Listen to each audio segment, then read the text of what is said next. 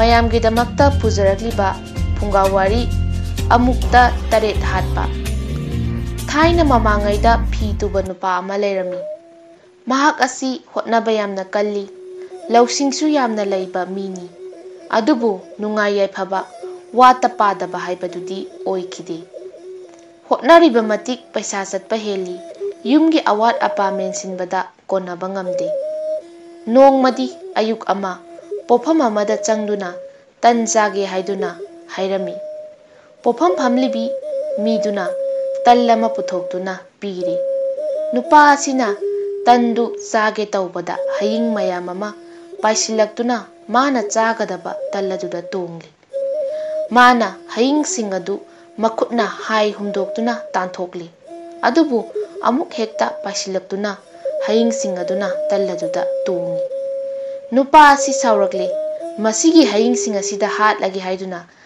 ꯍꯌꯤꯡꯁꯤꯡ ꯑꯗꯨ ꯇꯟ ꯑꯗꯨꯗ ꯐꯖꯅ ꯇꯣꯡꯍꯜꯂꯤ꯫ ꯑꯗꯨꯒ ꯈꯨꯕꯥꯛ ꯑꯅꯤꯗꯨꯅ ꯐꯥꯛ ꯂꯥꯎꯅ ꯊꯥꯕꯗ ꯍꯌꯤꯡ ꯈꯔ ꯁꯤꯔꯤ꯫ ꯃꯥꯅ ꯑꯁꯤꯕ ꯍꯌꯤꯡꯁꯤꯡ ꯑꯗꯨ ꯀꯌꯥ ꯁꯨꯒꯦ ꯍꯥꯏꯗꯨꯅ ꯃꯁꯤꯡ ꯊꯤꯕꯗ ꯍꯌꯤꯡ 8 ꯁꯤꯔꯝꯂꯤ꯫ ꯃꯗꯨꯗꯒꯤ ꯃꯉꯣꯟꯗ ꯋꯥꯈꯜ ꯑꯃ ꯂꯥꯛꯂꯤ꯫ ꯑꯩꯒꯤ ꯈꯨꯠꯅ ꯑꯃꯨꯛ ꯊꯥꯕꯗ 8 ꯍꯥꯠꯄ ꯉꯝꯕ ꯑꯩꯅ ꯀꯩꯗꯧꯕꯒꯤ ꯋꯥꯅ ꯇꯣꯟꯅ ꯍꯤꯡꯒꯗꯣꯏꯅꯣ?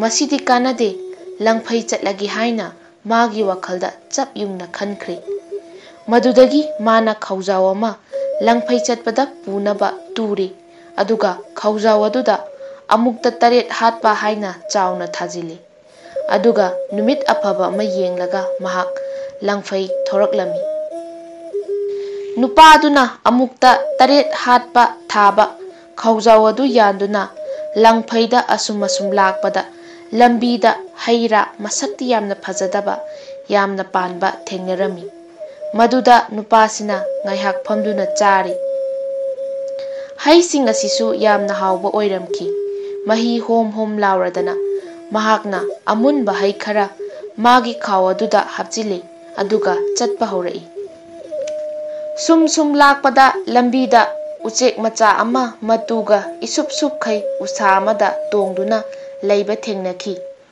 ꯎꯆꯦꯛ ꯑꯗꯨꯕꯨ ꯃꯥꯅ ꯐꯥꯗꯨꯅ ꯈꯥꯎ ꯑꯗꯨꯗ ꯍꯥꯞꯆꯤꯜꯂꯤ꯫ ꯂꯝꯕꯤꯗ ꯆꯥꯛ ꯂꯥꯝꯂꯁꯨ ꯂꯧꯔꯒ ꯆꯥꯕ ꯌꯥꯅꯤ ꯈꯟꯗꯨꯅ꯫ ꯅꯨꯄꯥ ꯑꯁꯤ ꯃꯈꯥ ꯇꯥꯅ ꯑꯁꯨꯝ ꯂꯥꯛꯂꯤ꯫ ꯁꯨꯝ ꯂꯥꯛꯄꯗ ꯃꯐꯝ ꯈꯪꯗꯕ ꯐꯖꯈ꯭ꯔꯕ ꯂꯝ ꯑꯃ ꯇꯥꯔꯤ꯫ ꯃꯤꯗꯤ ꯂꯩꯕ ꯑꯃꯠꯇ ꯎꯗꯦ꯫ ꯅꯨꯄꯥ ꯑꯁꯤꯅ ꯌꯦꯡꯂꯨꯔꯒꯦ ꯍꯥꯏꯗꯅ ꯃꯈꯣꯡ ꯒꯝ ꯒꯝ ꯊꯥꯡꯗꯨꯅ ꯂꯝꯗꯝ ꯑꯗꯨꯕꯨ ꯀꯣꯏꯌꯦꯡ ꯌꯦꯡꯗꯨꯅ ꯂꯥꯛꯂꯝꯃꯤ꯫ ꯃꯍꯥꯛꯅ ꯂꯥꯛꯂꯤꯕ ꯂꯝꯗꯝ ꯑꯁꯤ ꯍꯤꯡꯆꯥꯕ ꯂꯩꯕ ꯃꯤꯅ ꯆꯪꯕ ꯉꯝꯗ꯭ꯔꯕ ꯂꯝ ꯑꯣꯏꯔꯝꯃꯤ꯫ ꯅꯨꯄꯥꯁꯤꯅ ꯂꯥꯛꯄꯁꯤ ꯃꯐꯝꯗꯨꯗ ꯂꯩꯕ ꯍꯤꯡꯆꯥꯕ ꯑꯃꯅ ꯂꯥꯞꯅ ꯎꯈꯤ꯫ ꯍꯤꯡꯆꯥꯕꯗꯨꯅ ꯍꯩꯁ, ꯑꯥꯗ ꯂꯥꯛꯂꯤꯕꯁꯤ ꯇꯥꯏꯕꯪ ꯃꯤ ꯅꯠꯇ꯭ꯔꯥꯅꯦ? ꯃꯥꯅꯤꯗ, ꯉꯁꯤꯗꯤ ꯇꯥꯏꯕꯪ ꯃꯤ ꯆꯥꯕ ꯇꯥꯔꯦ, ꯅꯥꯟꯊꯣꯛꯍꯟꯕ ꯌꯥꯗꯦ ꯈꯟꯗꯨꯅ ꯍꯔꯥꯎꯅ ꯅꯨꯄꯥ ꯑꯁꯤ ꯃꯅꯥꯛꯇ ꯅꯛꯁꯤꯜꯂꯛꯄ ꯉꯥꯏꯗꯨꯅ ꯂꯨꯝꯗꯨꯅ ꯂꯩꯔꯤ꯫ ꯅꯨꯄꯥ ꯑꯁꯤ ꯑꯁꯨꯝ ꯍꯤꯡꯆꯥꯕꯁꯤꯒꯤ ꯃꯥꯏꯀꯩꯔꯣꯝꯗ ꯅꯛꯁꯤꯜꯂꯛꯂꯤ꯫ ꯃꯗꯨꯗ ꯍꯤꯡꯆꯥꯕꯁꯤꯅ ꯅꯨꯄꯥꯒꯤ ꯈꯧꯖꯥꯎ ꯑꯁꯤꯗ ꯊꯥꯔꯤꯕ ꯃꯌꯦꯛ ꯑꯗꯨꯕꯨ ꯄꯥꯔꯨꯔꯤ꯫ ꯑꯃꯨꯛꯇ 8 ꯍꯥꯏꯕ ꯋꯥꯍꯩ ꯑꯁꯤ꯫ ꯃꯗꯨꯗ ꯍꯤꯡꯆꯥꯕ ꯑꯁꯤꯅ ꯈꯜꯂꯤ, ꯍꯩꯁ, ꯅꯨꯄꯥ ꯑꯁꯤ ꯃꯇꯤꯛ ꯃꯒꯨꯟ ꯌꯥꯝꯅ ꯂꯩꯕ ꯃꯤ ꯃꯥꯜꯂꯤ, ꯃꯁꯤꯗꯤ ꯃꯒꯨꯟ ꯏꯒꯨꯟ ꯈꯪꯗꯣꯛꯅꯔꯒꯦꯗꯣ ꯍꯥꯏꯅ ꯈꯜꯂꯛꯈꯤ꯫ ꯍꯤꯡꯆꯥꯕꯅ, ꯍꯦ ꯅꯨꯄꯥ, ꯉꯥꯏꯈꯣ꯫ ꯅꯨꯄꯥꯅ, ꯀꯅꯥꯅꯣ ꯑꯩꯕꯨ ꯈꯥꯝꯂꯤꯗꯤ? ꯍꯤꯡꯆꯥꯕꯗꯨꯅ, ꯑꯩ ꯂꯝꯗꯝ ꯑꯁꯤꯕꯨ ꯄꯥꯜꯂꯤꯕ ꯍꯤꯡꯆꯥꯕꯅꯤ꯫ ꯅꯪ ꯑꯃꯨꯛꯇ 8 ꯍꯥꯠꯄ ꯉꯝꯃꯤ ꯍꯥꯏꯔꯤꯁꯤ ꯑꯆꯨꯝꯕꯔꯥ? ꯁꯦꯡꯅ ꯍꯥꯏꯌꯨ꯫ ꯅꯨꯄꯥ ꯑꯗꯨꯅ, ꯑꯆꯨꯝꯕꯅꯤ, ꯑꯩ ꯑꯃꯨꯛꯇ 8 ꯂꯥꯏꯅ ꯍꯥꯠꯄ ꯉꯝꯕ ꯃꯤꯅꯤ꯫ ꯍꯤꯡꯆꯥꯕꯗꯨꯅ, ꯐꯔꯦ ꯑꯗꯨꯗꯤ ꯅꯪꯒ ꯑꯩꯒ ꯀꯅꯥꯅ ꯀꯜꯂꯤ ꯌꯦꯡꯅꯔꯁꯤ꯫ ꯑꯩꯅ ꯀꯟꯕ ꯇꯥꯔꯗꯤ ꯅꯪ ꯑꯩꯅ ꯆꯥꯒꯅꯤ꯫ ꯅꯨꯄꯥꯗꯨꯅ, ꯌꯥꯏ, ꯐꯔꯦ, ꯌꯦꯡꯅꯔꯁꯤ, ꯑꯩꯁꯨ ꯃꯗꯨꯅꯤ ꯄꯥꯝꯂꯤꯕ꯫ ꯍꯤꯡꯆꯥꯕꯗꯨꯅ, ꯐꯔꯦ, ꯃꯁꯤꯗ ꯇꯥꯔꯤꯕ ꯅꯨꯡꯁꯤꯡ ꯑꯁꯤꯗꯒꯤ ꯑꯄꯥꯝꯕ ꯅꯨꯡ ꯑꯃ ꯈꯜꯂꯒ ꯈꯨꯠꯅ ꯆapꯈꯥꯏꯗꯨꯅ ꯁꯨꯝꯃꯒ ꯃꯍꯤ ꯊꯣꯛꯍꯟꯕ ꯇꯥꯟꯅꯁꯤ, ꯌꯥꯕ꯭ꯔꯥ ꯍꯥꯏꯌꯨ꯫ ꯅꯨꯄꯥꯗꯨꯅ ꯅꯣꯛꯂꯗꯨꯅ, ꯌꯥꯏ, ꯇꯧꯁꯤ꯫ ꯑꯗꯨ ꯅꯪ ꯍꯥꯟꯅ ꯇꯧꯖꯧꯅꯦ, ꯀꯌꯥꯝ ꯀꯟꯒꯦ ꯌꯦꯡꯒꯦ ꯍꯥꯏꯔꯛꯏ꯫ ꯃꯗꯨꯗꯒꯤ ꯍꯤꯡꯆꯥꯕꯁꯤꯅ ꯃꯁꯥꯒꯤ ꯆꯥꯅꯕ ꯅꯨꯡ ꯑꯃ ꯇꯥꯞ ꯈꯨꯟꯒꯠꯇꯨꯅ ꯄꯥꯏꯔꯤ꯫ ꯑꯗꯨꯒ ꯃꯈꯨꯠ ꯑꯅꯤꯗꯨꯅ ꯅꯨꯡ ꯑꯗꯨꯕꯨ ꯀ꯭ꯔꯦꯛ ꯆapꯈꯥꯏꯗꯨꯅ ꯁꯨꯝꯕꯗ ꯏꯁꯤꯡ ꯇꯞ ꯍꯥꯏꯗꯅ ꯇꯥꯔꯛꯈꯤ꯫ ꯍꯤꯡꯆꯥꯕꯅ, ꯎꯔꯦꯗꯅ, ꯅꯪ ꯀꯌꯥꯝ ꯀꯟꯒꯦ ꯌꯦꯡꯕ ꯇꯥꯔꯦꯗꯅ꯫ ꯅꯨꯄꯥꯅ ꯅꯣꯛꯇꯨꯅ, nang kharadi kanjaredana. Asum haiduna mana ngasai hablakliba masak thiba hayamunba adu tuminna laibakta thadagi. Aduga nupasina he hingsaba nangdi yamna wana nakut ani changdana chapkhairaga ising marik ani khak taba yengu aidi khutna matana chapkhaibige haidana amunba hayadubu mana khungatuna hingsabaduda yengu haiduna chapkhaibada hayadu mekhaibada mahi zoro zoro taraki. Maduda hingsabadu pungmak ngaki kisu kiraki. Nupana urabra masimadi nangna hele yare amamuk yengnarasi haiduna hingsabana hairei. Nupaduna phare yai yengnarasi. Adudi masida tariba nung singasidagi apamba nung ama kullaga mathakta wangna langkhatnasi maduda kuina leiraga tarakhansi. Nupaduna su yai tausi hingsaba nang hana langkhatlo haiduna hairei. Hingsabaduna nung ama paikhali aduga mathakta wangna langkhatpada nung adu pakna tarakte ngaihak leiraga leimaida pup launa tarai. Hingsabaduna uredana nang amuk langkhatlo. Nupaduna oh hingsaba nang kharadi kanjaredana ay amuk langkhatke yenguko haiduna nupaduna ngasai purakpa uchek macha adu tuminna lakthoktuna mathakta langkhatki. Mana langkhatlibadu ucheknina paiduna chatkre. Somdana hingsabaga nupadugana nung tarakpa ngaihak ngairi. Nupaduna hingsaba nung adu taraklaroi a yaukrabani. Adudi nanga aiga aina kanba hele haibasi nang yaninglabra. Hingsabana yajare yajare nangna aingondagi kanba hele haiduna khumlai. Nupaduna adudi ngasi ahingsi hingsaba nangi leifamda ai leige yagadra. Yagani leibiyu hingsaba sidi kibana loiri. Adudi phare horen maitiknaba masida horiba uzawasi thudeu nang kayam kange yenge. Hingsaba aduna hoi hairaga uzawadu irai laina phuktatle. Aduga nupaduna hingsabaduda aina nangondagi kanbanina maton thangba achauba somda paige nang wani. Aduna nangna aingondagi sonbanina apikpa makhong asida payu haiduna uzawadu hingsabaduda thanghalle. Aduga usada mana nungaina tongduna hingsabagi mayum tana laki. Hingsabagi mayum yaure nupaduna usadagi phan launa chongthaduna wana purakpa saduna uadu thami makutka hai humduna. Hingsabagi mayumduda atopa hingsaba ani amasu leirami. Hingsaba aniduna saji sangai ngauduna yaidana lauduna charami. Maduda nupasina prap prap sangduna tap lauduna chai. Hingsaba anidu pungak ngai lakminariba hingsabaduna ingit tauduna yamna kanbani haina takpadagi hingsaba anidusu kibana loiri. Asum tauduna nupaduna chaba yaba charaba matungda ai tumninge tumpham piyu haibadagi hingsabagi tumpham phamunga chawbaduda tumu haibadagi tumba changki. Nupaduna wanglaba phamung adu kaba tanbadagi phamung makha kangada changduna tumle. Somdana hingsaba ahum adu watanare. Nupa asi tumlingaida hatlasi natrabadi mana aikhoibu soidana hatkiba tare haiduna khanarami. Hingsaba ahum adu nupaduna tumlamlani haiba tanza aduda utup achauba mamam paiduna nupaduna tumliba phamung aduda utup ahum aduna kanthatle. Phamung adu pumtek tekle. Nupa adudi kachinamada tasillaga tumbanina karisu sokaudre. Hingsaba ahum adu nupa adu siramlani khanduna harauna thoki. Nongale hingsaba ahum adu nokkeduna saji sangai chadana leiriba matamaduda nupa adu hakam wa challaga tingli yangli duna thoklaktuna hairei. Ngarang aingonda utupna thomla idu kana kana none haiduna thoklaki. Maduda hingsaba ahum adu kimandana hauduna chenkirami. Adudagi nupa adu saji sangai sing adu saba yaba charaga makha tana muk langphai chatki.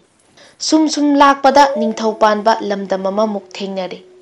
Nupa asina lamdam asida sum lakpada lamdam aduda leiriba miyamna ningthauda tamlure.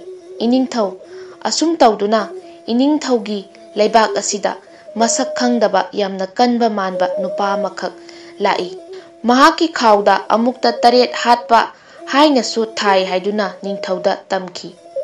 ꯂꯝ ꯑꯗꯨꯒꯤ ꯅꯤꯡꯊꯧ ꯑꯗꯨꯅ ꯍꯥꯏꯔꯤꯕ ꯅꯨꯄꯥ ꯑꯗꯨ ꯑꯩꯒꯤ ꯅꯥꯛꯇ ꯄꯨꯔꯛꯎ ꯍꯥꯏꯕꯗꯒꯤ ꯅꯤꯡꯊꯧꯒꯤ ꯃꯅꯥꯏꯁꯤꯡ ꯑꯗꯨꯅ ꯅꯨꯄꯥ ꯑꯗꯨ ꯀꯧꯕ ꯂꯥꯛꯂꯤ꯫ ꯅꯤꯡꯊꯧꯒꯤ ꯃꯅꯥꯏꯁꯤꯡ ꯑꯗꯨꯅ ꯍꯦ ꯑꯀꯟꯕ ꯅꯨꯄꯥ, ꯅꯪꯕꯨ ꯏꯅꯤꯡꯊꯧꯅ ꯂꯥꯛꯇꯕ ꯌꯥꯗꯦ ꯍꯥꯏꯔꯤ, ꯑꯗꯨꯅ ꯅꯪ ꯍꯧꯖꯤꯛꯃꯛ ꯀꯣꯅꯨꯡꯗ ꯆꯠꯁꯤ꯫ ꯅꯨꯄꯥ ꯑꯗꯨꯁꯨ ꯍꯣꯏ ꯍꯥꯏꯗꯨꯅ ꯌꯥꯔꯤ꯫ ꯅꯤꯡꯊꯧꯒꯤ ꯀꯣꯅꯨꯡ ꯌꯧꯔꯕꯗ ꯅꯨꯄꯥ ꯑꯗꯨꯅ, ꯏꯅꯤꯡꯊꯧ ꯑꯃꯨꯛꯇ ꯆꯪꯖꯔꯛꯀꯦ, ꯏꯅꯤꯡꯊꯧꯅ ꯅꯅꯥꯏ ꯑꯩꯕꯨ ꯀꯧꯕꯤꯕꯕꯨ ꯀꯔꯤ ꯂꯩꯕꯒꯦ?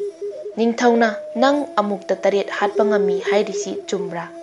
ꯅꯨꯄꯥ ꯑꯗꯨꯅ ꯑꯆꯨꯝꯕꯅꯤ ꯏꯅꯤꯡꯊꯧ, ꯅꯅꯥꯏ ꯑꯩ ꯀꯔꯤ ꯇꯧꯖꯧꯒꯦ? ꯅꯤꯡꯊꯧ ꯑꯗꯨꯅ ꯐꯔꯦ, ꯑꯗꯨꯗꯤ ꯑꯩꯅ ꯄꯥꯜꯂꯤꯕ ꯂꯩꯕꯥꯛ ꯑꯁꯤꯗ ꯍꯤꯡꯆꯥꯕ ꯑꯅꯤꯈꯛ ꯂꯩ꯫ ꯍꯤꯡꯆꯥꯕ ꯑꯅꯤꯁꯤꯒꯤ ꯆꯥꯅꯅꯕ ꯃꯤ ꯑꯃꯃꯝ ꯆꯥꯛꯊꯥꯛ ꯇꯝꯗꯨꯅ ꯂꯥꯛꯂꯤ꯫ ꯄꯨꯝꯅꯃꯛ ꯑꯁꯤ ꯀꯣꯛꯅꯅꯕ ꯅꯪ ꯍꯤꯡꯆꯥꯕ ꯑꯅꯤ ꯑꯁꯤ ꯍꯥꯠꯄ ꯉꯝꯒꯗ꯭ꯔꯥ? ꯀꯔꯤꯒꯨꯝꯕ ꯍꯤꯡꯆꯥꯕ ꯑꯅꯤ ꯑꯁꯤ ꯍꯥꯠꯄ ꯉꯝꯂꯕꯗꯤ ꯅꯤꯡꯊꯧꯒꯤ ꯏꯆꯥꯅꯨꯄꯤ ꯔꯥꯖꯀꯨꯃꯥꯔꯤꯁꯤ ꯅꯪꯉꯣꯟꯗ ꯄꯤꯒꯅꯤ, ꯁꯅꯥ ꯂꯨꯄꯥ ꯂꯟ ꯊꯨꯝ ꯂꯣꯏꯅ ꯄꯤꯒꯅꯤ ꯍꯤꯡꯆꯥꯕ ꯑꯅꯤꯁꯤ ꯍꯦꯛ ꯍꯥꯠꯄ ꯉꯝꯕꯗ꯫ ꯅꯨꯄꯥ ꯑꯗꯨꯅ ꯉꯝꯒꯅꯤ ꯏꯅꯤꯡꯊꯧ, ꯄꯦꯠ ꯄꯦꯠ ꯂꯥꯎꯕ ꯍꯤꯡꯆꯥꯕ ꯑꯅꯤꯈꯛ ꯍꯥꯠꯄꯕꯨ ꯍꯧꯖꯤꯛꯃꯛ ꯍꯦꯛꯇ ꯍꯥꯠꯆꯧ ꯍꯥꯏꯕ꯭ꯔꯥ? ꯅꯨꯄꯥ ꯑꯗꯨꯒꯤ ꯋꯥꯗꯨ ꯇꯥꯕꯗ ꯅꯤꯡꯊꯧ ꯑꯗꯨ ꯌꯥꯝꯅ ꯍꯔꯥꯎꯔꯝꯃꯤ꯫ ꯑꯗꯨꯗꯤ ꯐꯔꯦ, ꯉꯁꯤꯗꯤ ꯄꯣꯊꯥꯖꯔꯣ꯫ ꯑꯁꯨꯝ ꯇꯧꯗꯨꯅ ꯅꯨꯃꯤꯠꯇꯨꯃꯗꯤ ꯃꯅꯥꯏ ꯃꯁꯟꯒ ꯊꯝꯗꯅ ꯁꯦꯕꯥꯔꯤ ꯃꯌꯥꯝꯅ ꯑꯪꯒꯨꯔꯒ ꯏꯟꯗꯅ ꯅꯨꯡꯉꯥꯏꯅ ꯑꯍꯤꯡꯗꯨꯃ ꯄꯣꯊꯥꯔꯦ꯫ ꯅꯣꯡꯉꯥꯜꯂꯦ, ꯅꯨꯄꯥ ꯑꯁꯤ ꯍꯤꯡꯆꯥꯕ ꯍꯥꯠꯄ ꯆꯠꯅꯕ ꯁꯦꯝ ꯁꯥꯕ ꯍꯧꯔꯦ꯫ ꯂꯥꯟꯃꯤꯅ ꯁꯦꯠꯀꯗꯕ ꯃꯐꯤ ꯃꯔꯣꯜ ꯂꯣꯏꯅ ꯁꯦꯠꯆꯤꯟꯕ ꯂꯣꯏꯔꯦ꯫ ꯅꯤꯡꯊꯧꯅ, ꯑꯀꯟꯕ ꯅꯨꯄꯥ, ꯅꯪꯅ ꯍꯤꯡꯆꯥꯕ ꯍꯥꯠꯄꯗ ꯈꯣꯡꯕꯨ ꯑꯣꯏꯅꯕ ꯂꯥꯟꯃꯤ ꯀꯌꯥ ꯄꯥꯝꯃꯤ ꯍꯥꯏꯌꯨ? ꯅꯨꯄꯥ ꯑꯗꯨꯅ, ꯏꯅꯤꯡꯊꯧ, ꯍꯤꯡꯆꯥꯕ ꯄꯦꯠ ꯄꯦꯠ ꯂꯥꯎꯕ ꯑꯅꯤ ꯍꯥꯠꯄꯗ ꯂꯥꯟꯃꯤꯒ ꯄꯨꯗꯅ ꯀꯔꯤ ꯇꯧꯔꯨꯗꯣꯏꯅꯣ? ꯑꯩ ꯏꯊꯟꯇ ꯆꯠꯂꯒ ꯍꯦꯛꯇ ꯍꯥꯠꯂꯨꯔꯒꯦ, ꯃꯐꯝꯗꯨꯗ ꯇꯥꯛꯄꯤꯌꯨ꯫ ꯅꯤꯡꯊꯧ ꯑꯗꯨꯅ, ꯌꯥꯗꯦ ꯌꯥꯗꯦ, ꯅꯊꯟꯇ ꯆꯠꯈꯤꯕ ꯌꯥꯗꯦ꯫ ꯂꯝꯕꯤ ꯇꯥꯛꯅꯕ, ꯅꯪꯒꯤ ꯗꯣꯂꯥꯏ ꯊꯥꯡꯅꯅꯕ ꯂꯥꯟꯃꯤ ꯈꯔ ꯄꯨꯈꯤꯗꯕ ꯌꯥꯗꯦ, ꯈꯨꯠꯁꯨ ꯈꯨꯠꯂꯥꯏꯁꯨ ꯈꯔ ꯄꯨꯈꯣ꯫ ꯅꯨꯄꯥ ꯑꯗꯨꯅꯁꯨ ꯐꯒꯅꯤ ꯏꯅꯤꯡꯊꯧ ꯍꯥꯏꯔꯒ ꯅꯤꯡꯊꯧ ꯃꯅꯥꯏ ꯈꯔꯒ ꯍꯤꯡꯆꯥꯕ ꯍꯥꯠꯄ ꯊꯣꯛꯂꯛꯂꯤ꯫ ꯇꯥꯟꯖꯥ ꯑꯁꯤꯗ ꯅꯤꯡꯊꯧꯒꯤ ꯃꯆꯥꯅꯨꯄꯤ ꯔꯥꯖꯀꯨꯃꯥꯔꯤ ꯑꯗꯨꯅ ꯃꯍꯥꯛꯀꯤ ꯃꯄꯨꯔꯣꯏꯕ ꯑꯣꯏꯒꯗꯧꯔꯤꯕ ꯑꯀꯟꯕ ꯅꯨꯄꯥ ꯑꯗꯨ ꯃꯥꯏ ꯄꯥꯛꯂꯛꯎ ꯍꯥꯏꯅ ꯋꯥ ꯉꯥꯡꯕꯗꯤ ꯌꯥꯗꯕꯅꯤꯅ ꯏꯪꯒꯤꯠ ꯇꯧꯔꯛꯈꯤ꯫ ꯅꯨꯄꯥ ꯑꯗꯨ ꯌꯥꯝꯅ ꯍꯔꯥꯎꯔꯦ, ꯃꯣꯃꯣꯟ ꯃꯣꯃꯣꯟ ꯅꯣꯛꯇꯨꯅ ꯍꯤꯡꯆꯥꯕ ꯑꯅꯤꯗꯨ ꯍꯥꯠꯅꯕ ꯊꯣꯛꯂꯛꯂꯤ꯫ ꯗꯣꯂꯥꯏ ꯇꯣꯡꯗꯨꯅ ꯅꯤꯡꯊꯧ ꯃꯅꯥꯏꯁꯤꯡꯗꯨꯒ ꯍꯤꯡꯆꯥꯕꯒꯤ ꯋꯥꯔꯤ ꯁꯥꯅꯗꯨꯅ ꯂꯥꯛꯂꯝꯃꯤ꯫ ꯅꯨꯄꯥ ꯑꯗꯨꯅ, ꯀꯌꯥꯝ ꯋꯥꯠꯂꯤꯕꯒꯦ ꯍꯤꯡꯆꯥꯕꯒꯤ ꯂꯩꯐꯝ ꯍꯥꯏꯕꯗꯨꯕꯨ? ꯑꯩꯗꯤ ꯍꯥꯠꯅꯤꯡꯕꯅ ꯈꯣꯔꯣꯛ ꯈꯣꯔꯣꯛ ꯈꯣꯠꯂꯦꯅꯦ꯫ ꯅꯤꯡꯊꯧꯒꯤ ꯃꯅꯥꯏ ꯑꯗꯨꯅ, ꯌꯧꯒꯗꯧꯔꯦ ꯑꯀꯟꯕ ꯏꯕꯨꯡꯉꯣ, ꯑꯥꯗ ꯎꯔꯤꯕ ꯁꯣꯡꯂꯕ ꯎꯃꯪ ꯑꯁꯤꯗꯅꯤ ꯍꯤꯡꯆꯥꯕ ꯑꯅꯤ ꯑꯁꯤꯅ ꯂꯩꯔꯤꯕꯁꯤ꯫ ꯅꯨꯄꯥ ꯑꯗꯨꯅ, ꯑꯣ, ꯑꯗꯨꯗꯤ ꯈꯔ ꯊꯨꯅ ꯆꯠꯂꯨ꯫ ꯑꯁꯨꯝ ꯑꯁꯨꯝ ꯂꯥꯛꯄꯅ ꯍꯤꯡꯆꯥꯕꯅ ꯂꯩꯕ ꯃꯐꯝ ꯅꯛꯁꯤꯜꯂꯛꯂꯤ꯫ ꯅꯨꯄꯥ ꯑꯗꯨꯅ, ꯉꯥꯏꯈꯣ ꯅꯤꯡꯊꯧ ꯃꯅꯥꯏꯁꯥ, ꯅꯈꯣꯏ ꯃꯐꯝ ꯑꯁꯤꯗ ꯂꯩꯍꯧꯔꯣ, ꯍꯤꯡꯆꯥꯕ ꯎꯕꯗ ꯅꯈꯣꯏ ꯂꯣꯏꯅ ꯀꯤꯔꯅꯤ꯫ ꯑꯩ ꯏꯊꯟꯇ ꯆꯪꯂꯒ ꯍꯥꯠꯂꯨꯔꯒꯦ, ꯑꯩꯅ ꯊꯣꯛꯂꯛꯄ ꯉꯥꯏꯗꯨꯅ ꯂꯩꯔꯝꯃꯨ꯫ ꯅꯤꯡꯊꯧꯒꯤ ꯃꯅꯥꯏꯁꯤꯡ ꯑꯗꯨ ꯐꯒꯅꯤ ꯑꯀꯟꯕ ꯅꯨꯄꯥ ꯍꯥꯏꯗꯨꯅ ꯃꯐꯝ ꯑꯗꯨꯗ ꯉꯥꯏꯗꯨꯅ ꯂꯩꯍꯧꯔꯦ꯫ ꯅꯨꯄꯥ ꯑꯗꯨ ꯗꯣꯂꯥꯏꯗꯒꯤ ꯀꯨꯝꯊꯔꯒ ꯃꯊꯟꯗ ꯆꯪꯂꯛꯏ꯫ ꯆꯪꯅ ꯆꯪꯅ ꯂꯝꯕꯤꯗ ꯇꯥꯕ ꯅꯨꯡ ꯈꯔ ꯃꯥꯒꯤ ꯈꯥꯎ ꯑꯗꯨꯗ ꯍꯥꯞꯆꯤꯜꯂꯤ꯫ ꯅꯨꯄꯥ ꯑꯗꯨꯅ ꯍꯤꯡꯆꯥꯕ ꯑꯅꯤ ꯑꯗꯨ ꯀꯗꯥꯏꯗ ꯂꯩꯕꯒꯦ ꯍꯥꯏꯗꯨꯅ ꯀꯣꯏꯂꯩ ꯂꯩꯗꯨꯅ ꯌꯦꯡꯂꯛꯏ꯫ ꯍꯤꯡꯆꯥꯕ ꯑꯅꯤ ꯑꯗꯨ ꯎꯖꯥꯎ ꯎꯔꯦꯜ ꯑꯃꯒꯤ ꯃꯈꯣꯡꯗ ꯐꯖꯅ ꯇꯨꯝꯗꯨꯅ ꯂꯩꯔꯝꯃꯤ꯫ ꯅꯨꯄꯥ ꯑꯗꯨꯅ ꯇꯨꯃꯤꯟꯅ ꯎꯖꯥꯎ ꯑꯗꯨꯗ ꯀꯥꯈꯠꯈ꯭ꯔꯦ, ꯑꯗꯨꯒ ꯉꯥꯏꯍꯥꯛ ꯂꯩꯔꯒ ꯃꯥꯅ ꯍꯥꯞꯂꯛꯂꯤꯕ ꯅꯨꯡ ꯑꯗꯨ ꯑꯃ ꯂꯧꯊꯣꯛꯂꯒ ꯍꯤꯡꯆꯥꯕ ꯑꯃꯒꯤ ꯃꯀꯣꯛꯇ ꯊꯣꯝꯃꯤ꯫ ꯍꯤꯡꯆꯥꯕ ꯑꯗꯨ ꯐꯨꯛ ꯍꯧꯒꯠꯂꯒ ꯑꯇꯣꯞꯄ ꯍꯤꯡꯆꯥꯕ ꯑꯃꯗꯨꯗ, ꯍꯦ ꯍꯤꯡꯆꯥꯕ, ꯀꯔꯤꯅꯣ ꯅꯪꯅ ꯇꯨꯝꯒꯦ ꯂꯩꯇꯗꯅ ꯑꯩꯒꯤ ꯀꯣꯛꯇ ꯊꯥꯔꯛꯂꯤꯗꯤ? ꯍꯤꯡꯆꯥꯕ ꯑꯃꯗꯨꯅ, ꯀꯔꯤꯅꯣ ꯍꯥꯏꯔꯤꯁꯤꯕꯣ, ꯑꯩꯗꯤ ꯉꯁꯥꯏꯗꯒꯤ ꯇꯨꯝꯗꯨꯅ ꯂꯩꯔꯤ, ꯊꯥꯗꯦ ꯍꯥꯏꯔꯛꯏ꯫ ꯍꯤꯡꯆꯥꯕ ꯑꯅꯤꯗꯨ ꯍꯥꯏꯐꯦꯠ ꯁꯥꯎꯅ ꯑꯃꯨꯛ ꯇꯨꯝꯈ꯭ꯔꯦ꯫ ꯍꯤꯡꯆꯥꯕ ꯑꯅꯤꯗꯨ ꯑꯃꯨꯛ ꯇꯨꯝꯊꯈꯤꯕꯗꯨꯗ ꯅꯨꯄꯥ ꯑꯗꯨꯅ ꯅꯨꯡ ꯑꯃ ꯂꯧꯊꯣꯛꯂꯒ ꯍꯤꯡꯆꯥꯕ ꯑꯃꯒꯤ ꯃꯀꯣꯛꯇ ꯑꯃꯨꯛ ꯊꯣꯝꯃꯤ꯫ ꯍꯤꯡꯆꯥꯕ ꯑꯃꯗꯨ ꯐꯨꯛ ꯍꯧꯒꯠꯂꯒ, ꯍꯦ ꯍꯤꯡꯆꯥꯕ, ꯀꯔꯤꯒꯤꯅꯣ ꯅꯪꯅ ꯑꯩꯒꯤ ꯀꯣꯛꯇ ꯊꯥꯔꯛꯂꯤꯗꯤ?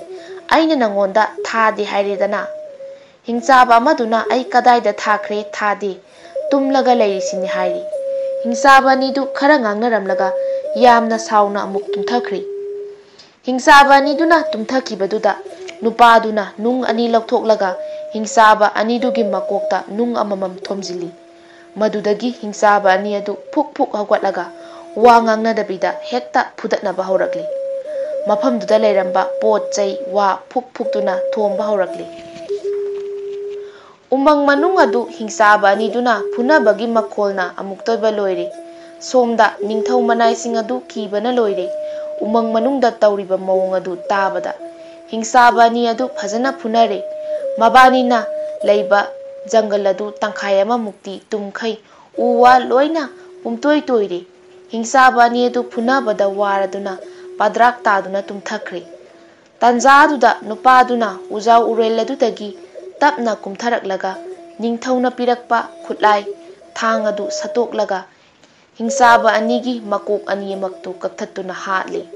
Adudagi nupa adu phallaga thoklakle.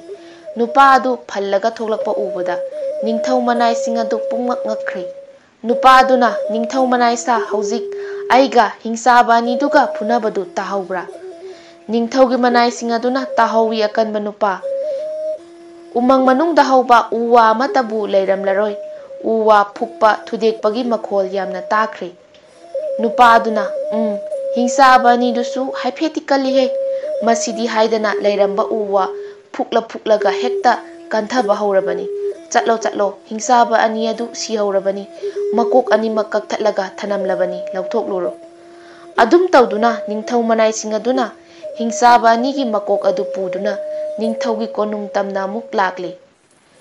Ningthaugi konung yaure ningthaugi manaising aduna ningthauda thokiba thaudok khudingmak tamli. Adudagi ningthau aduna hingsaaba ani adu hatle tabadagi penduna nupaduda machanupi masak phajakhrabi raskainya adubu luhungbire. Yamlaba maral mathum sana lupa piduna raskainya adu laiminaduna nungaina leiki.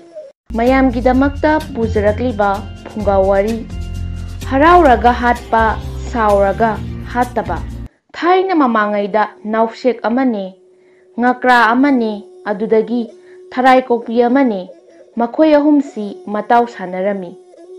Makhoi ahumsi luna chana tinaduna itau kaunarabasu wari watai sanaba amadi walan ngangnabadadi ngakra amadi nausekto masana masabu aina ehenbani afabani haiduna napal tauna ngang saknarami. Wari watai sanaba khudingi nausekto masabu thagatchaduna matau anida asumna hairei. Nausek aidi taibang miyoibana yamna pamba posakni. Aidi mamal sutangi aduga kaitheldasu pak hek phangde. Aidi paisa paire chaningega haiduna leibe hekta phangloi. Aduga itau ngakra khoidi mamal khara tangjarabasu leiningba chaningba matamda hekta phangi. Aduga itau tharai kokpigidi karisu hainingai leite. Thawayama pali haibagi adum panghing hingi haibaduni. Hekte yengnasi aikhoi ahumse kaithelda thaduna yonbada kanana ihan hana leikhige haibado. Nauseki napal adu tabada matau anido tumin lainakre. Matau nauseki napal adu mamu yaitheke haiduna ngakrana ngaihaktang khanjanaraga ingna tapna matau ani yengduna asumna hairei. Chumi itau nausekna takpiribadu adubune itau tharai kokpi nausek haibasidi supnagi chin khaktagi oibani. Sabada machi leiba aigumba natte ngaihaki oiba mamaldi tangba potsakni.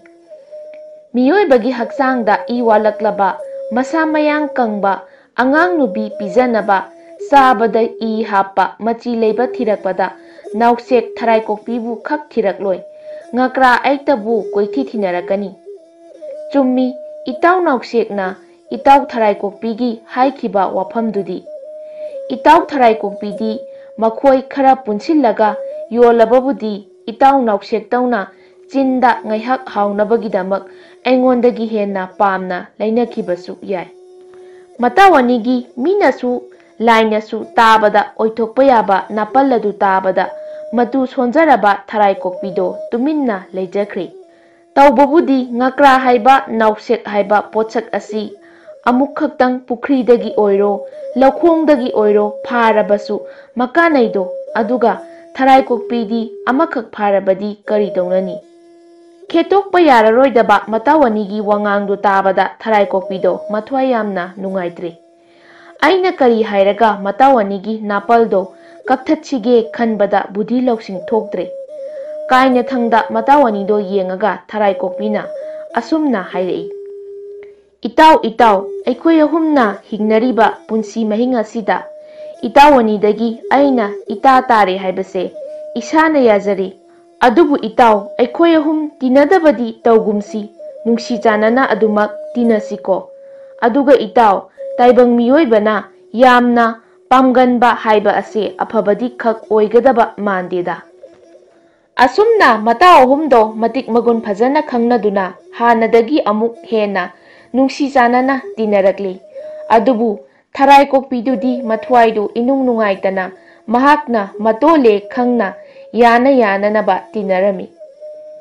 ꯀꯨꯝꯒꯤ ꯅꯣꯡꯍꯧ ꯂꯥꯛꯂꯦ, ꯄꯨꯈ꯭ꯔꯤ, ꯄꯥꯠ, ꯇꯨꯔꯦꯜ, ꯈꯣꯡꯕꯥꯜ ꯂꯨꯀ꯭ꯂꯥꯡ ꯏꯁꯤꯡꯅ ꯏꯃꯥꯏ ꯆꯣꯜꯂꯤ꯫ ꯂꯧꯃꯤ ꯏꯆꯤꯜ ꯏꯅꯥꯎꯁꯤꯡ ꯇꯤꯟꯐꯥ ꯀꯥꯛꯐꯩ ꯇꯨꯃꯤꯠ ꯀꯥꯡ ꯆꯤꯛꯄ ꯅꯥꯕ ꯐꯥꯎꯗꯅ ꯁꯟꯄꯣꯠ ꯈꯣꯏꯗꯨꯅ ꯂꯧ ꯂꯤꯡꯅꯅꯕ ꯂꯧꯍꯣꯟ ꯍꯨꯟꯅꯔꯦ꯫ ꯂꯧꯃꯤ ꯑꯃꯠꯇ ꯃꯌꯨꯝꯗ ꯂꯩꯅꯗ꯭ꯔꯦ꯫ ꯁꯟꯄꯣꯠ ꯈꯣꯏꯕ ꯌꯥꯎ, ꯍꯥꯕꯨ ꯈꯨꯟꯕꯋꯣ, ꯂꯧꯔꯤꯕꯨ ꯌꯥꯟꯕꯋꯣ ꯈꯣꯏꯔꯦꯟ ꯃꯁꯥ ꯄꯥꯏꯅꯈ꯭ꯔꯦ, ꯃꯤ ꯃꯈꯩ ꯂꯧꯕꯨꯛꯇ ꯂꯩꯅꯈ꯭ꯔꯦ꯫ ꯏꯁꯤꯡ ꯏꯅꯧ ꯇꯥꯔꯛꯄꯁꯤꯗꯤ ꯂꯦꯝꯂꯩ ꯉꯥ ꯀꯌꯥꯁꯨ ꯂꯧꯕꯥꯛ ꯑꯃꯗꯒꯤ ꯂꯧꯕꯥꯛ ꯑꯃꯗ ꯆꯦꯟ ꯆꯣꯡꯗꯨꯅ ꯁꯥꯟꯅꯈ꯭ꯔꯦ꯫ ꯂꯧꯕꯨꯛꯀꯤ ꯂꯩꯀ꯭ꯔꯛꯇ ꯂꯩꯔꯨꯕ ꯊꯔꯣꯏ ꯀꯣꯡꯒ꯭ꯔꯦꯡꯁꯨ ꯊꯣꯔꯛꯂꯦ꯫ ꯉꯁꯥꯏꯗꯒꯤ ꯃꯇꯥꯎ ꯑꯍꯨꯝ ꯑꯗꯨꯁꯨ ꯀꯨꯝꯒꯤ ꯅꯣꯡ ꯂꯥꯛꯄꯗꯨꯗ ꯑꯍꯤꯡ ꯅꯨꯡꯊꯤꯜ ꯅꯥꯏꯗꯅ ꯆꯦꯟ ꯆꯣꯡꯗꯨꯅ ꯁꯥꯟꯅꯔꯝꯃꯤ꯫ ꯁꯥꯟꯅꯕ ꯑꯗꯨꯗ ꯉꯀ꯭ꯔꯥꯗꯣ ꯂꯝꯖꯦꯜ ꯌꯥꯡꯕ ꯑꯩꯅꯤ ꯍꯥꯏꯗꯨꯅ ꯅꯥꯄꯜꯒ ꯂꯣꯏꯅꯅ ꯆ꯭ꯔꯤꯠ ꯆ꯭ꯔꯤꯠ ꯆꯦꯜꯂꯤ꯫ ꯃꯇꯥꯎ ꯑꯅꯤ ꯑꯗꯨꯁꯨ ꯏꯇꯥꯎ ꯏꯇꯥꯎ ꯍꯥꯏꯗꯨꯅ ꯇꯥꯟꯅꯖꯩ꯫ ꯑꯣꯟꯊꯣꯛꯅ ꯅꯨꯡꯉꯥꯏꯅ ꯁꯥꯟꯅꯖꯩꯗꯣ꯫ ꯉꯀ꯭ꯔꯥꯅ ꯏꯁꯤꯡꯗ ꯂꯝꯖꯦꯜ ꯊꯣꯏꯔꯕꯁꯨ ꯑꯍꯥꯡꯕ ꯑꯇꯤꯌꯥꯗ ꯄꯥꯏꯕꯗꯗꯤ ꯀꯔꯤꯁꯨ ꯉꯝꯂꯣꯏ ꯍꯥꯏꯗꯨꯅ ꯅꯥꯎꯁꯦꯛꯀ ꯊꯔꯥꯏꯀꯣꯛꯄꯤꯒꯗꯣ ꯑꯍꯥꯡꯕ ꯑꯇꯤꯌꯥꯗ ꯉꯥꯏꯍꯥꯛ ꯄꯥꯏꯗꯨꯅ ꯁꯥꯟꯅꯔꯨꯔꯒ ꯃꯇꯥꯎ ꯉꯀ꯭ꯔꯥꯒꯤ ꯃꯅꯥꯛꯇ ꯄꯥꯏꯊꯔꯛꯂꯝꯃꯤ꯫ ꯍꯤꯔꯝ ꯑꯃꯃꯝꯗ ꯑꯃꯅ ꯑꯃꯗꯒꯤ ꯍꯦꯟꯅꯕꯒꯤ ꯋꯥꯗꯅꯤ, ꯈꯨꯗꯤꯡꯃꯛ ꯑꯃꯅ ꯑꯃꯗꯒꯤ ꯍꯦꯟꯕ ꯅꯠꯇꯦꯀꯣ ꯍꯥꯏꯅ ꯃꯇꯥꯎ ꯑꯍꯨꯝꯗꯣ ꯑꯃꯨꯛ ꯍꯟꯅ ꯍꯥꯏꯅꯔꯛꯂꯤ꯫ ꯅꯥꯄꯜ ꯇꯧꯔꯝꯕ ꯉꯀ꯭ꯔꯥꯗꯨꯁꯨ ꯃꯉꯣꯟꯗꯒꯤ ꯍꯦꯟꯕ ꯑꯃ ꯂꯩꯔꯝꯕꯗꯨꯗ ꯃꯇꯣꯝꯗ ꯏꯀꯥꯏꯖꯔꯦ꯫ ꯑꯁꯨꯝꯅ ꯃꯇꯥꯎ ꯑꯍꯨꯝꯗꯣ ꯅꯨꯡꯉꯥꯏꯅ ꯑꯃꯨꯛ ꯁꯥꯟꯅꯃꯤꯟꯅꯈ꯭ꯔꯦ꯫ ꯅꯣꯡꯃꯗꯤ ꯃꯈꯣꯏ ꯑꯍꯨꯝꯅ ꯁꯥꯟꯅꯔꯤꯕ ꯂꯧꯕꯥꯛ ꯑꯗꯨꯒꯤ ꯂꯧꯍꯣꯟ ꯃꯌꯥꯝꯗꯣ ꯃꯄꯨꯡ ꯃꯔꯩ ꯐꯥꯔꯛꯇꯨꯅ ꯂꯤꯡꯊꯣꯛꯅꯕ ꯍꯥꯏꯗꯨꯅ ꯇꯝꯕ ꯅꯤꯄꯥ ꯑꯍꯨꯝꯈꯛ ꯉꯟꯇꯥꯅ ꯂꯧꯍꯣꯟ ꯐꯣꯏꯕ ꯂꯥꯛꯂꯝꯃꯤ꯫ ꯇꯝꯕ ꯅꯨꯄꯥ ꯑꯍꯨꯝꯗꯨꯅ ꯃꯌꯥꯗ ꯏꯁꯤꯡ ꯂꯤꯛꯂꯥ ꯑꯃ ꯐꯥꯎꯕ ꯊꯛꯇꯕ ꯃꯈꯩ,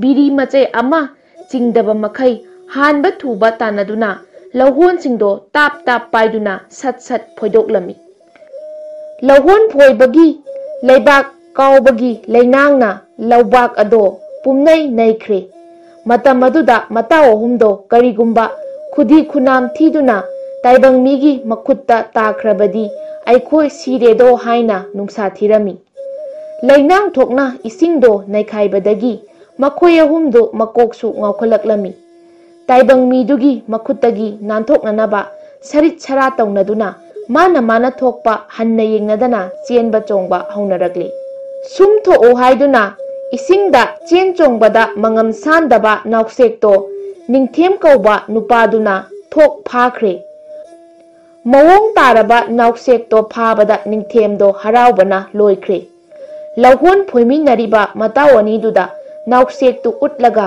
"ꯏꯁ ꯏꯇꯥꯎ, ꯐꯖꯔꯦꯍꯦ ꯅꯥꯎꯁꯦꯛꯁꯦ, ꯍꯣꯔꯦꯟꯗꯤ ꯐꯖꯅ ꯂꯧꯔꯒ ꯁꯤꯡꯖꯨ ꯁꯨꯔꯒ ꯆꯥꯔꯒꯦ, ꯆꯥꯛ ꯑꯣꯟꯊꯣꯛꯅ ꯌꯥꯝꯅ ꯆꯪꯈ꯭ꯔꯒꯗꯕ ꯄꯣꯠꯅꯤ" ꯍꯥꯏꯅ ꯍꯥꯏꯔꯝꯃꯤ꯫ ꯇꯝꯕ ꯅꯨꯄꯥ ꯑꯅꯤꯗꯨꯁꯨ ꯆꯥꯕꯗꯤ ꯐꯪꯂꯔꯣꯏꯗꯕꯅꯤꯅ, "ꯍꯣꯏ ꯏꯇꯥꯎ, ꯍꯥꯎꯔꯅꯤ ꯍꯥꯎꯔꯅꯤ, ꯐꯖꯅ ꯍꯥꯎꯅ ꯆꯥꯕꯤꯌꯨ" ꯍꯥꯏꯅ ꯃꯇꯦꯡ ꯄꯥꯡꯁꯤꯜꯂꯝꯃꯤ꯫ ꯇꯥꯏꯕꯪ ꯃꯤꯒꯤ ꯈꯨꯠꯇ ꯇꯥꯗꯨꯅ ꯁꯤꯔꯒꯗꯕ ꯃꯔꯥꯏꯕꯛ ꯊꯤꯔꯕ ꯅꯥꯎꯁꯦꯛꯇꯣ ꯃꯇꯥꯎ ꯑꯅꯤ ꯇꯥꯅꯅꯕ ꯀꯥꯏꯔꯕ ꯈꯣꯟꯐꯝꯗ ꯑꯁꯨꯝꯅ ꯂꯥꯎꯔꯛꯏ, "ꯅꯨꯡꯁꯤꯔꯕ ꯏꯇꯥꯎ ꯑꯅꯤ, ꯅꯇꯥꯎꯗꯤ ꯂꯥꯏꯕꯛ ꯊꯤꯕꯅ ꯇꯥꯏꯕꯪ ꯃꯤꯒꯤ ꯃꯈꯨꯠꯇ ꯇꯥꯗꯨꯅ ꯊꯋꯥꯏ ꯊꯥꯒꯗꯧꯔꯦ꯫ ꯏꯇꯥꯎ ꯑꯅꯤꯗꯤ ꯅꯊꯋꯥꯏ ꯍꯤꯡꯅꯅꯕ ꯍꯣꯠꯅꯍꯧꯔꯣꯀꯣ꯫ ꯏꯇꯥꯎ ꯑꯩ ꯇꯥꯏꯕꯪꯄꯥꯟꯁꯦ ꯊꯥꯗꯣꯛꯂꯒꯦ, ꯅꯈꯣꯏ ꯑꯅꯤ ꯍꯤꯡꯍꯧꯈꯣꯀꯣ"꯫ ꯅꯥꯎꯁꯦꯛꯀꯤ ꯁꯤꯔꯝꯗꯥꯏꯒꯤ ꯋꯥꯉꯥꯡ ꯑꯁꯤ ꯐꯥꯎꯕ ꯂꯣꯏꯗ꯭ꯔꯤꯉꯩꯗ ꯅꯤꯡꯊꯦꯝꯅ ꯍꯔꯥꯎꯅ nauksektugi mangakto thok thudektuna phireida chetna kisillaga lauhondu mathwa yauna amuk phoikhre.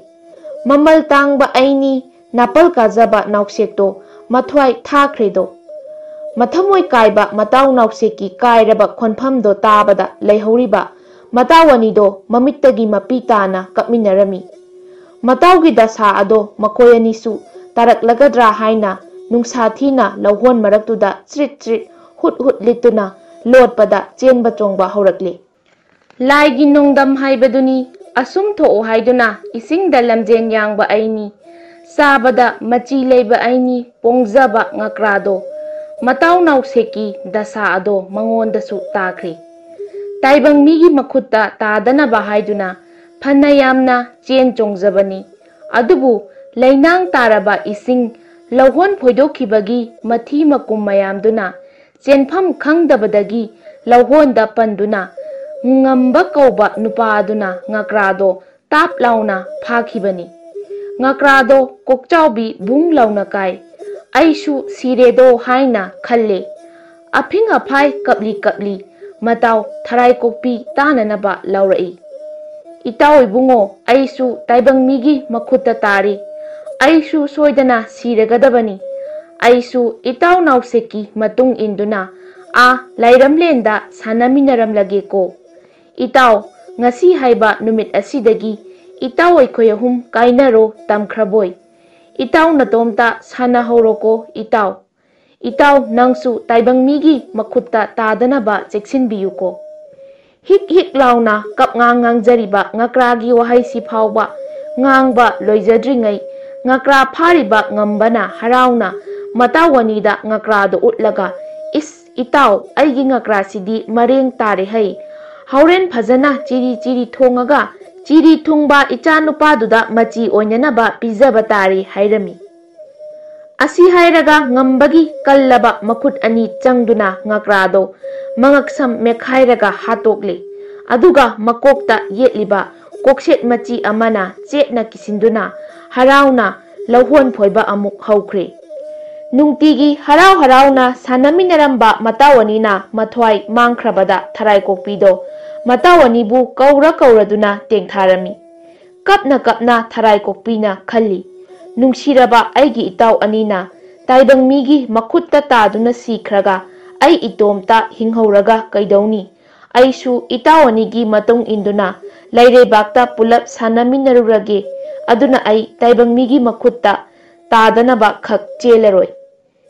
Tharai kokpigi matawbu nungsibagi wakhalse nungsidra mamangda matawanina aina ahenbani aphabani haiduna napal tauna ngangki sakibasingdo madi sungsaw sawjakhidabani adugi sumathakta makoyahungi manungda mana itol toli haibasu masana yazaki aduga taibang mina yamna panganba haibase aphabadi oigadaba mandesu haikhibani.